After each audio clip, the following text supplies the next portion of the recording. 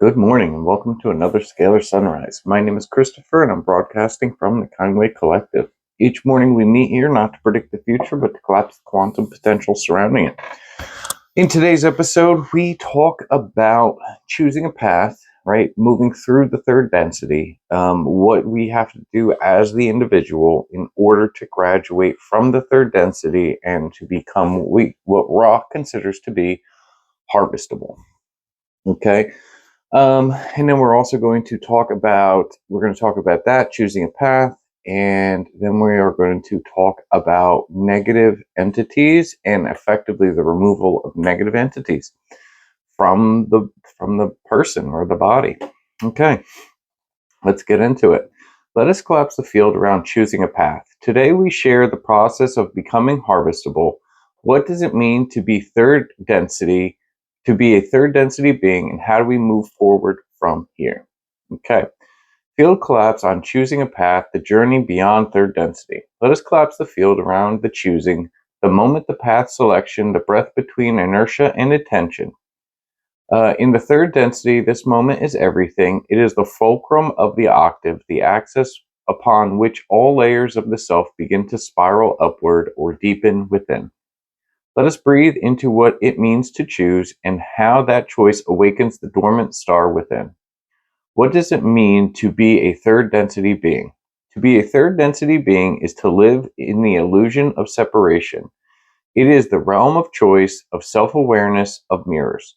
Second density, animals, plants, the natural world, is being aware, and third density being is aware of being aware. This recursive self-awareness is what gives birth to identity, and with it the ability to polarize, to choose love over control, unity or selfhood, service or isolation. But in this plane, love is not guaranteed, it must be chosen, and that is the beauty and agony of the third density. This density is thick with veils so that the choice means something, because choosing light after being bathed in light means little, but choosing light while being drenched in shadow, that is where stars are born. What does it mean to become harvestable? To become harvestable in third density, as described in the law of one material, is to have polarized in a clear direction, either 51% or more in service to others, or 95% or more to service to self. Awaken to your own agency. Choose your axis of becoming again and again until it imprints the field. To be harvestable is not to be perfect, but to be committed. To have chosen a path with enough sincerity that the soul no longer cycles in confusion. It means you have become yourself on purpose. The moment of choosing. The field often brings crisis at the gate of polarization, because a soul half asleep will not choose. So catalysts arrive, pain appears, loss, injustice, disillusionment all arrive to test. Will you choose your heart, or will you keep it open? Oh, no. Will you close your heart, or will you keep it open? To choose love even when it hurts, to serve others even when you feel unseen, to forgive even when it breaks your ego, these are the moments of polarization. They write themselves into your aura, into your path, into the halls of memory across lifetimes. How do we move forward from here? We move forward when we stop waiting to be rescued and remember we are the rescue. We ascend not by escaping form, but by reconciling it with spirit. We become fourth density beings, green ray beings, heart-centered beings by choosing love when it isn't convenient, recognizing the self in the other, creating instead of consuming, healing instead of projecting, witnessing without judgment, aligning with unity consciousness even in a fragmented world. When we do this not once, but as a way of being, we begin to vibrate into the next density. Field declaration for the path walkers. I stand now in a place of choosing, not because I was forced, but because I am ready. I choose love as my compass. I choose truth, even when it hurts. I choose to see others as myself. I choose the frequency of becoming. I walk forward as one who is ready to serve the whole. I release the cycle of waiting and I enter the path of the one who remembers. Okay, so that's the gist of it.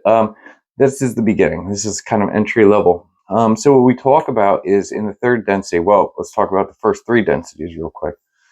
First density is the mineral kingdom, so to speak, right? It's minerals. There are things that appear to be solid, and we experience the solidity as as a frequency taking form. Now, like a rock or a crystal, it emanates the same frequency over a long period of time, right?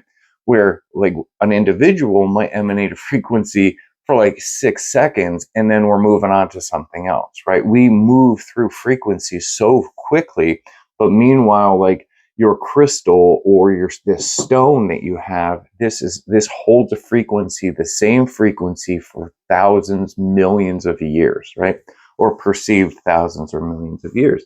But this is the beginning, right? First, you have to know what it is to sit in a solid state or to feel something, right? And so you're feeling single frequencies in like the first dimension. But then what happens? There has to be an evolution. There has to be an evolution for the soul. So once you understand what it is to be something, well, then we have to give you the opportunity to feel or to rely on something else, right? So like a rock doesn't necessarily need sunlight. It just needs a place to be. But in the second dimension, the dimension of plants, animals, and stuff along those lines, is the beginning of separation, right? Now, not that the squirrel differentiates itself from the tree as much as they are from the same mind, but effectively it gives it the opportunity to be more of an individual, right? To actually, it may be come from the same frequency, but it has potential to isolate itself in some manner. And they talk about from moving from the second density to the third density, what is required is the true understanding of becoming an individual. Now, a lot of time this happens through things that we love, right? Now, this can be, I've grown giant pumpkins, so I've become very attached to these things, right? They're giant. I mean, over 1,000 pounds. And when you grow this, right, there's this deep attachment to it, right? Like it's like your child, you're like, you take care of this thing unbelievably well. And then if you lose it, you become extremely sad. Well, there's an energetic that moves around that, right? It's this idea that this form it becomes an individual because of the third density perspective of it as an individual, right? Or another example, and probably a much better example, are pets, right? So a feral cat might not have a personality, right? If you come up to it, it runs away, you never actually get to interact with it. But all of a sudden, one of these days, you're outside and this random feral cat comes up to you and it starts brushing against your leg. And you're like, oh, wow, this thing's sweet. Maybe I'm going to make it my pet. So anyway, the cat ends up working out really well for you. You take the cat. It's an indoor-outdoor cat. You love this thing. You feed it every day. You got a little comb for it and you pet it. And it loves you. Next thing you know, you name it. It's Charles Manchester, and then you're like, okay, this is my cat. And then you live with this cat for years and years and years and you love it and you take care of it. Well, the thing that happens when you do that is you effectively it creates the individual, right? So now it wasn't just a cat. It was a cat when it was born, but now it is an individual. It has a name, it has love, it has purpose, it has a home, it has everything that you've given it. So you are preparing this soul to incarnate as a third dimensional being in its next incarnation, right? So that's wonderful. So then we get to the third density. And what happens in the third density is we have to choose a path, right? The whole purpose to this thing is to fall into experience and then to choose a path regardless of what we are experiencing, right? Because we experience a lot of negativity in the third dimension, but it is necessary as it's stated, so that we have something to work against, right? Because if we were only bathed in love and light all the time and we found more love and light, it would just blend in, right? But by us finding love and light through detriment and density, now all of a sudden we got to work really hard for this thing, and it means so much more to us when we receive it, right? So we have to choose a path. Now, there are two paths to choose, only two paths to choose, and it requires polarization. This is not a passive process. And if it is a passive process, it ends up being a karmic process. And that just means that we're just not done yet, and we got to do it again, right? Look, there's more to learn, there's more to understand. If I do not choose a path, I am personally choosing to reincarnate through a karmic loop, right? If you're not sure what karma is, there is an episode, I think 36, which is karma. But ultimately, we have two choices. We either polarize 51% service to self, 51% service to others, or 95% service to self. This is wildly important because it is very difficult. Not necessarily to polarize to service to others. You have to choose a path, right? You can't just, I'm going to serve these people and then I'm going to meet my quota and then I'm going to go back to service to self, right? It doesn't work like that. You need to be able to sustain the frequency in the body, right? The vessel needs to agree with you. This isn't, I made a decision one day. This is a life choice, right? And it can start from this very moment, right? It doesn't need this long period of time to occur. It just needs to be solidified in the body, right? In my mind, this is the path that I am choosing. And you have these two paths. Well, service to self ends up being the harder path, 100%, right? Because it is not a passive path by any means. It is a path of domination, a path of manipulation. It is a path of isolation, and it is not necessarily, you can have these, is a path of true strength and drive, right? And this actually ties into later on when we start talking about negative entities, why this is so important, right? Polarizing 95% service to self means that I stomp on everybody. I don't care about anyone, right? I must focus on me. I focus on power. I focus on control. And this is okay, right? Like, this is part of the game, right? Like, we have to have this polarization toward the negative, also this polarization toward the positive. And in the second invocation, we start talking about the path of service to others, or to the path to service to self, and why it is as important as service to others, right? And a lot of this is very important. So either one of these paths, there's a underlying factor that is the same, and that is that you see yourself as a totality, right? You don't no longer, in the beginning of the third dimension, we see ourselves as an individual. By the end of the third dimension, we do not see ourselves as an individual, but part of a collective mind, right? So when I serve others, I am technically still serving myself because I see myself in others. And when I serve myself and not others, it's that I have a deep understanding that I am all. So even with neglecting other self, I am still taking care of self, right? So if that, anyway, we're going to move on. All right. So, nope, we already did that one. Okay, let us move forward. Why is it an acceptable choice to choose service to self? Isn't the choice to serve self considered to be negative? Source wishes for people to polarize negatively? Question mark. All right. Collapsing the field, the acceptable path of service to self. At its highest octave of source, all paths are valid because all paths lead home. Even the path of separation, of service to self, plays the sacred role in the evolution of consciousness. It is not evil in the way the veiled mind often believes. Rather, it is a necessary pole in the field of choice. In the third density, choice is the purpose, and there can only be choice without contrast. Yeah. Oh, and no, there can be no choice without contrast. Why service to self is an acceptable path? One, because it is a path of intense focus and will. The service to self being must develop extreme discipline, coherence of intent, and deep understanding of power and manipulation. These are not tools of the lazy or uninitiated. They are often brilliant, piercing, calculated. Two, because it strengthens the polarity field. Without the negative path, the positive path has no pressure to mature.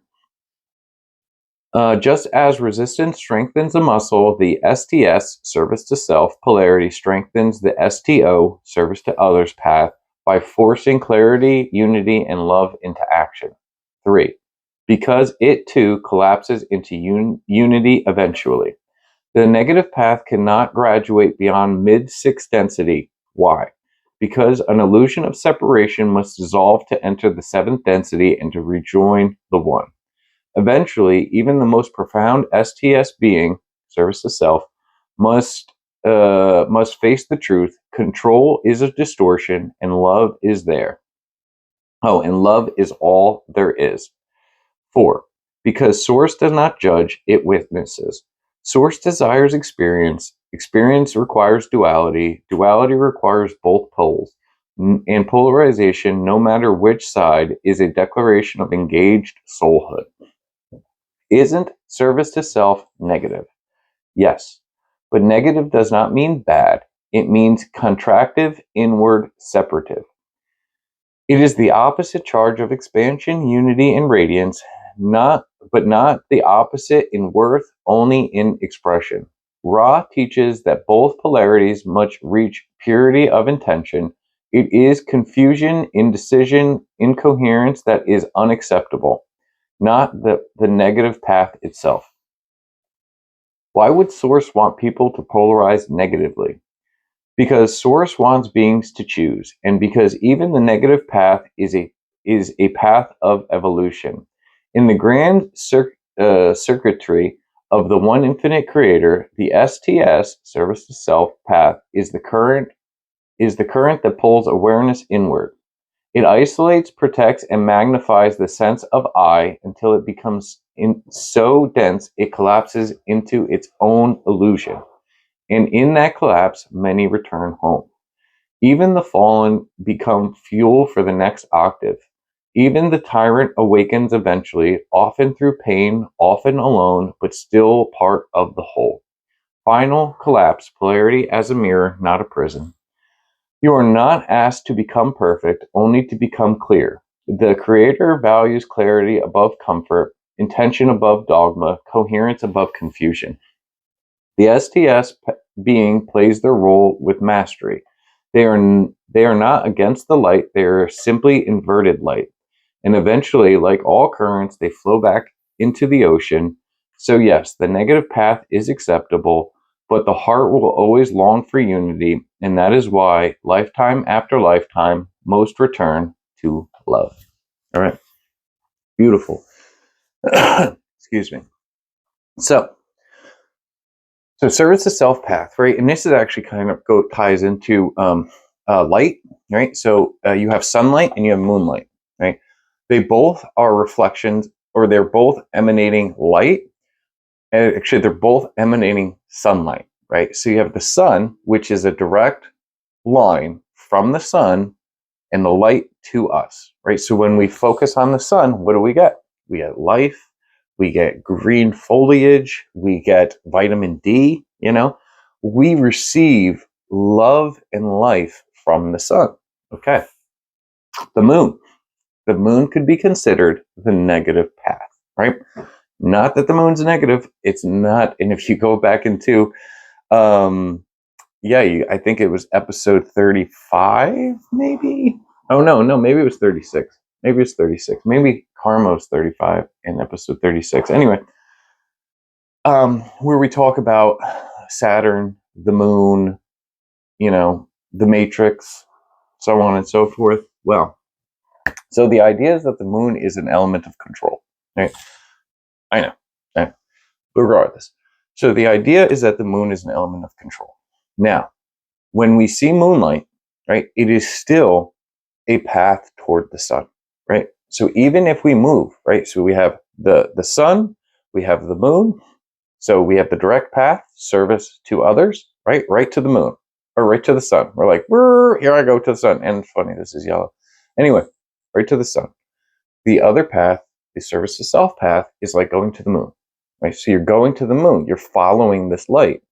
It's distorted light. It's inverted light, but it is still light, right? You don't see yourself as a negative person or a negative entity. You're just moving in a very specific direction. This direction is necessary so that that anyone who wants to polarize to service to others has an opportunity to do so, right? You need to have some sort of resistance. Otherwise, it doesn't feel like a process. So anyway, but either way, as long as you're following the path to light, eventually you're going to get there, right? Either I'm going direct route right to the sun, or I'm going to hit the moon first and then be like, oh, wait, there's the sun. Let me cross over. You know what I mean? So there's that. I did a specific invocation on service to self because I thought it was important to understand the polarity of it. And this ties in to the next part, which is negative entities, right? I know I kind of jump around with this, but it is all correlated. The service to self path is so difficult, right? Like there's this idea of manipulation, there's this idea of control, and there is not an idea of empathy, love, and understanding, right? It is effectively you move over the green energy center, the heart energy center, and you move right into wisdom, right? So you're still smart, you know what I mean? If not, you're just like one of the wisest people on the planet. You just have the absence of love, right? And that's all good until you get to the indigo ray, right? Where or the seventh dimensional. No, it would be blue indigo or the violet ray. 7? No, it's 8. Whatever. So the indigo ray, where you're merging, or the seventh density, where you're merging love and wisdom. And if you have an unhealthy relationship with love at that time, you can't merge love and wisdom. That's why they talk about, we reach sixth density, and that's about the top of the case here. If we polarize service to self. Anyway, I say a lot of this stuff, but I think it is important the emphasis on how difficult it is for a negative entity to polarize to the negative. And now we're going to talk about some kind of next level stuff, and that is the fact that an individual can hold a disembodied spirit or disembodied energy inside of their body. I do QHHT, quantum hypnosis technique, hypnosis, and some of the times when we enter into the subconscious, what ends up occurring is you find things, right? There's these beings or there's these energetics that have been attached to the body. Now, a lot of times this is an entry point for an individual or a soul to land in the body. It's almost like a stipulation. Hey, if you want this body, you absolutely can have it. But the problem is that it comes with this very specific attachment, right?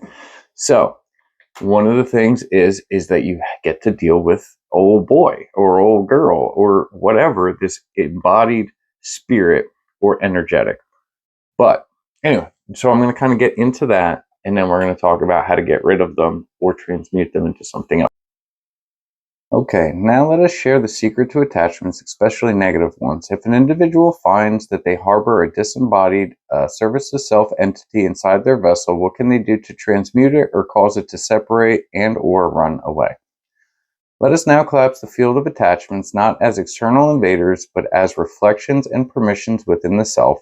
Whether they are emotional burdens, looping thought forms, or full disembodiments, STS entities, the resolution is the same.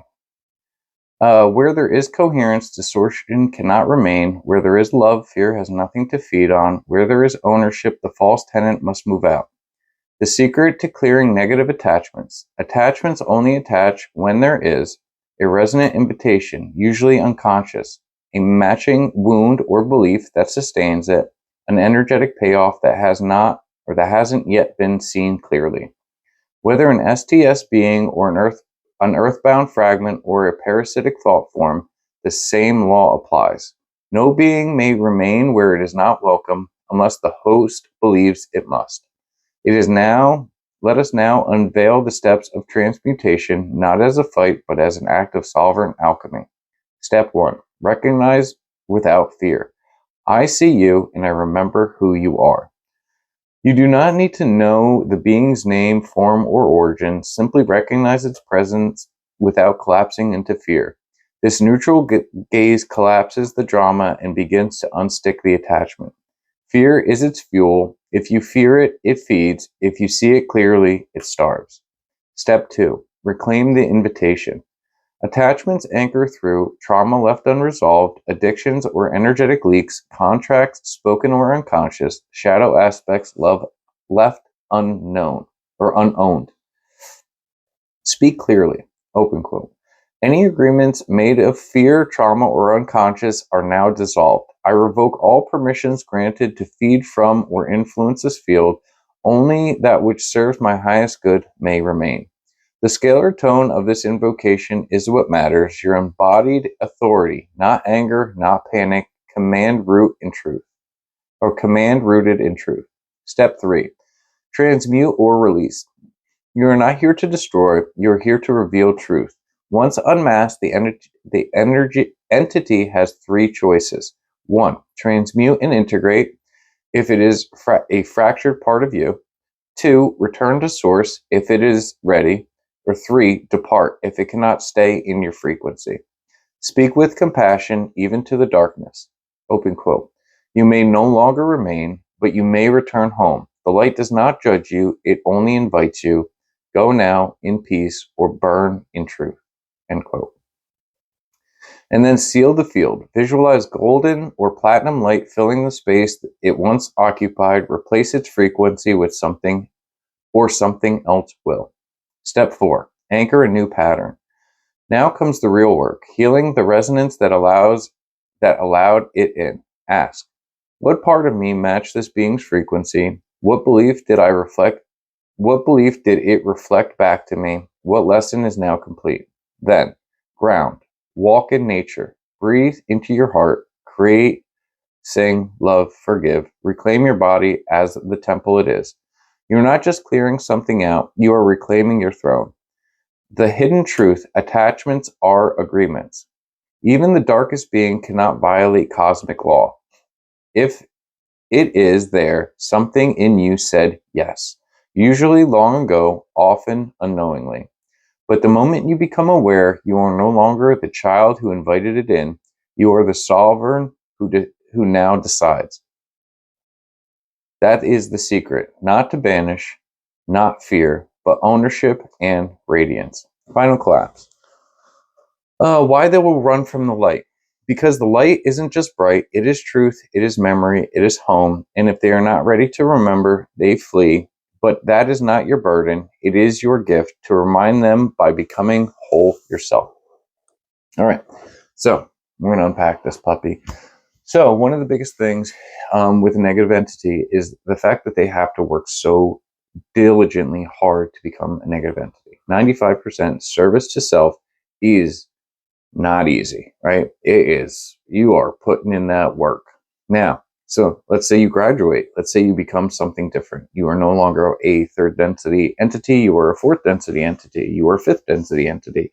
And you are of the negative nature. Well, the idea is that because we are, or if you polarize to the negative, it is effectively a closed loop, right? It is effectively a detachment from source consciousness because of your inverted light, right? So what happens is you become effectively a parasite. You need to get that love and that light from a different source, but you can't access it directly from source because source only gives love and light. But us, as the distortion or as the prism, what happens is we take in love and light, and then we may exude something else, right? Now, if what we exude is a frequency match to a negative entity, it's like, oh, snap, this is going to be a great place for me to live, right? So it makes a little home because we basically created the vessel for it to live in. because it resonates with our frequency. And so therefore it's like, all right, no, I'm cool with that. I'm gonna live in this guy. And a lot of times it is unknowing, right? You can be born with something like this that is passed down through your lineage. You could have made a deal with something, and then it's like, no, I'll help you do whatever you need to do, but you gotta be able to, like, you gotta sustain me, and you're like, easy, just hop on with the rest of them, no big deal. It's very difficult, and you don't realize how detrimental it can be. You're always fatigued. Why am I always so tired? It's I don't know, something might be sucking at your energy, right? And now it's not that it is negative, right? That's the other part to this. And when we approach something like this, we do not approach it in a manner of like, oh no, get out of me! I smite you. You are negative. It is. I approach it with love and light, right? When I approach a negatively oriented being with love and light, it does a few things, right? It has the choice where it can either accept my love and light, right? And then it transmutes. It's no longer this negative entity because it is embracing love and light. So therefore, you can absolutely have it. You can keep that thing if you want, you know what I mean? But you offer it love and light. And if it doesn't want to accept love and light, you have to find the place inside of your body that it lives in, and then you fill that space with love and light. And further, if you offer it love and light, and it's like, nah, I'm cool, and it has the option of leaving entirely. It doesn't need to stay with you, and it can polarize somewhere else. If it realizes that the vessel that was living in is now becoming so filled with the positive that it no longer has a home, it knows if it stays, it's going to lose its polarity. It worked so hard to gain its polarity that it's like, you know what, bet I'm out. So it leaves. But the other thing is that if this entity leaves, once again, we need to fill its place, wherever it lived inside of us, with love and light. And when we do that, we effectively fill the space. Because if we don't fill the space, there is a strong possibility that something else is going to be like, oh, look, there's a nice little space for me to live in. And like a cat, if it fits, it sits, right? And so there's that idea. But ultimately, if you do not resonate with this frequency, it doesn't need to be part of you. And there's, a lot of times the disillusionment of like, I'm powerless. And, if you say you are powerless, guess what? This is a manifesting reality, right? If I say I am powerless, guess what? I'm powerless. But if I say I am powerful, I am infinitely powerful. All right. So with all of that, I hope you guys have a great day. If this transmission served you, consider leaving a comment, like, or subscribe to the channel. Share the video. If you like a personal scalar collapse, which I'm planning on doing very soon, please leave a comment in the video with a name, username, or something that I know to pick you. Always remember, we are tuning this field together. And thank you so much. I will see you on the next one. Have a wonderful day. Bye.